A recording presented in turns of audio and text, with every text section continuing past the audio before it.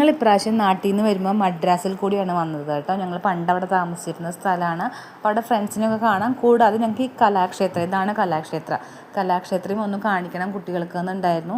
അവർക്കും വലിയ മോഹമായിരുന്നു ഈ കലാക്ഷേത്രം കാണാനായിട്ട്. ഞങ്ങൾ പണ്ട് ഞങ്ങളുടെ ഒരു കസിൻ അവിടെ പഠിച്ചിരുന്ന സമയത്ത് ഞങ്ങൾ പോയിട്ട് കണ്ടിട്ടുണ്ടായിരുന്നു. പക്ഷേ കുട്ടികളോടും പറഞ്ഞിട്ടും കുട്ടികൾക്കത് കാണണമെന്ന് വലിയൊരു മോഹമായിരുന്നു.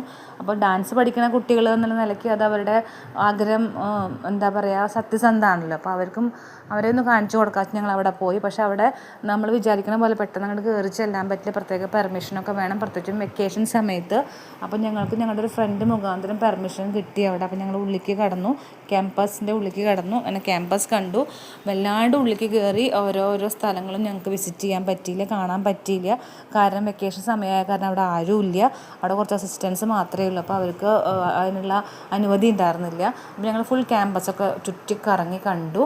നല്ല ഭംഗിയുള്ള ക്യാമ്പസ്, നല്ല ശാന്തതയുള്ള ക്യാമ്പസ്, ഒരുപാട് മരങ്ങളും. എന്താ പറയുക, ഞാൻ പഠിച്ചത് കേരളവർമ്മയിൽ. അപ്പോൾ ആ കേരളവർമ്മയുടെ ഒരു പ്രതീതിയൊക്കെ എനിക്ക് തോന്നി.